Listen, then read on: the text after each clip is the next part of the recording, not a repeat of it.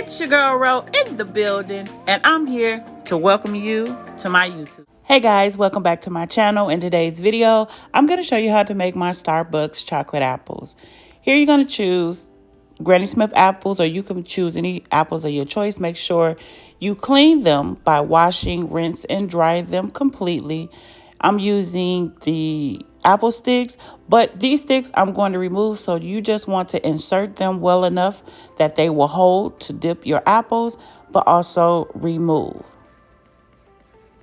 Next, we're going to make the filling. Here in a bowl, you want to add 1 stick of butter, 1 block of cream cheese, and powdered sugar, and add in your flavor. I will leave the recipe listed in the description box below, so make sure you check that out. So you want to mix until it's nice and smooth, like this. Then you want to put it to the side, and then you're going to put some of it into a piping bag. Now for my chocolate, I'm using the red candy melts, and I'm going to add in 2 tablespoons of Paramount crystals to help with the melting process. So 30-second intervals. You want to mix after the first interval. You want to make sure you mix your candy melts around, utilizing the heat from the bowl. And then you're going to go in after the 30-second intervals, 15-second intervals, until it is completely melted, as you see here. Now, you may have to do it longer depending on the type of chocolate you're using. I'm using Merkins, and I'm also going to color it. So what I'm doing is enhancing the color using the Chocolate Chameleon by the Sweet Color Lab and Artisan Accent. I will leave links again in the description box below. But if you see here, I'm adding more red just to bring out the color and enhance it and give that true red. Now look at this. I love to show this to show you all how well it flows after that melting process. Now in a bigger bowl, I have more candy melts. I like to dip my apples in a bigger bowl, and I'm just transferring the chocolate I already melted in this cup to the bowl so I can have enough to dip my apples with. Okay, again, that drizzle is nice, flowing, and smooth. So now we're going to take our apples and we're going to dip them, doing a rotating turn. Make sure you leave a space at the top, because once you remove your stick, you're going to take your milling scooper, which you're going to see in a few, to open up the middle section for filling. All right. So be sure to leave that space open. All right. Then you place your apples on a silicone mat or parchment paper. Look at that red. Comment down below if that is a beautiful red, right? All right. Now, after you dip your first apple and you go in to dip again, this might happen with some of you. You get these little bubbles that you see here. Then you try to go back in and re-dip it to get those bubbles away. Well, let me tell you what I do, okay? Because it depends on the chocolate you're using. You want to take your toothpick and poke those holes. And if it's too many of them, this is what I do. Depending on the chocolate that you use, I mix it before I dip my other apple. So you want to mix in between each dipping, and that helps with the smoothness of the apple.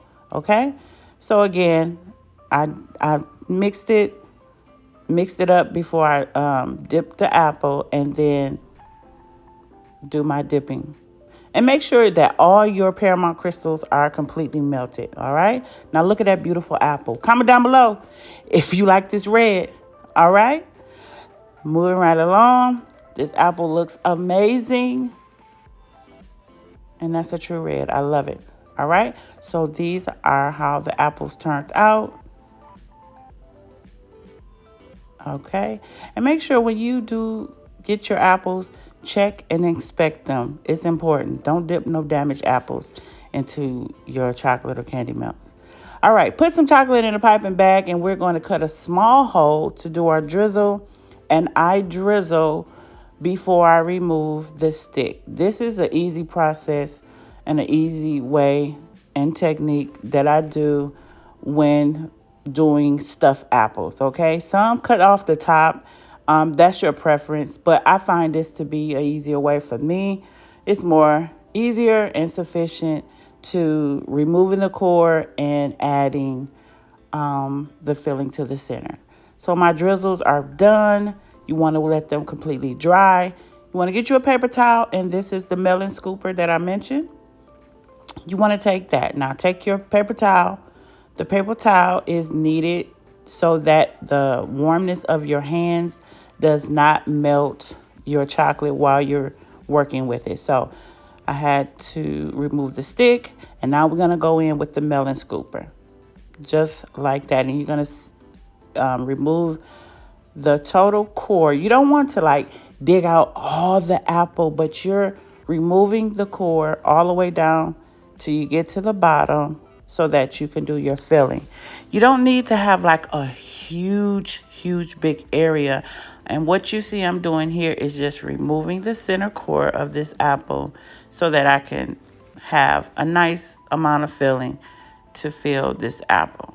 Now, if some of your chocolate chip off because you're removing the core, don't worry, because your buttercream or your cream cheese frosting is going to cover that, because that's what's going to be topped off after this process is done.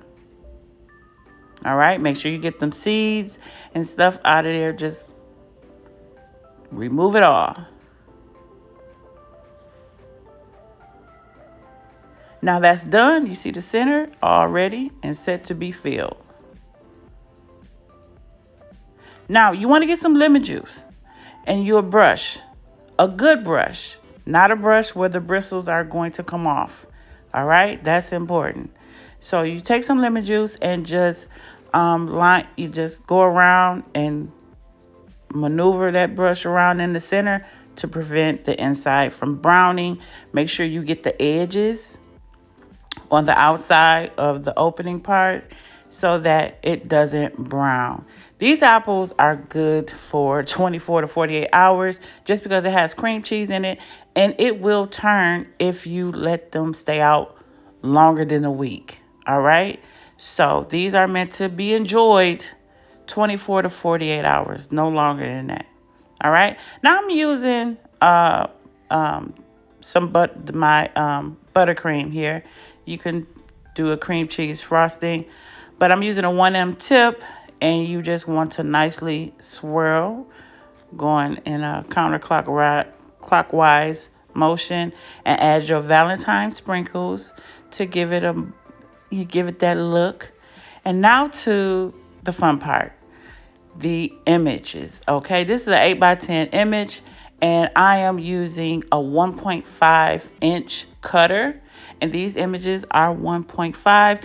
You can find these on my website. Just go to the description box and click and get them while they last. Okay, and you can receive this image. Okay. You want to make sure you put your images back into the plastic so they don't dry out, okay? And you can leave the image in the plastic and leave it out at room temperature. It don't need to be stored in the refrigerator, all right? So it has a backing. Remove the backing before you do your punch. So you flipping your punch over, you're going into between that little slit here, and then you're going to line it up neatly, and then you're going to punch, and then you got your image. All right. It beats using scissors or X-Acto knife. Okay. Again, this is a 1.5 inch image, Starbucks image, and then I'm using the 1.5 cutter.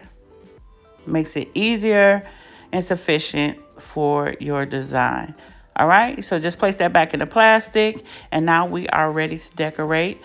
I'm using the chocolate, and I'm adding just a thin layer to just adhere the image to the front of the apple. That's all you need. You don't need a big blob. Just smear it like you're doing glue and apply it right to your apples. Hold it just for a few seconds, and it's going to stick.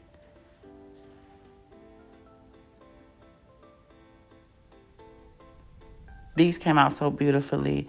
If you like this design, comment down below and tell me if you want to see another design like this in the next video. All right, so I got some hearts. These are a little bit bigger hearts, and I'm just taking my tweezers and placing some hearts here and there just to bring out the design a little bit more. And you can do that with the rest of your apples.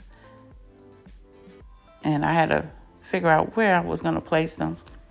And then I had to decide which straw I'm going to use. So I wanted to use the stripe or the heart, but I chose the heart. All right. So you want to cut these down to pieces just to have your straw look, and make sure that the opening part is open and neat, not smashed. That's why I flipped it over.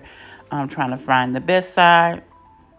And then you're going to insert it on that side to make it look like that Starbucks dessert cup.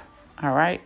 This is your Valentine special for your Starbucks dessert. All right. And there they are, all done and completed. If you have enjoyed this video, for those that are new to my channel, comment down below. Make sure you like, leave that comment down there, and subscribe to my channel if you're new here. For those that are coming back, welcome back. But it's your girl Ro about to go. And again, I'll see you all in the next video.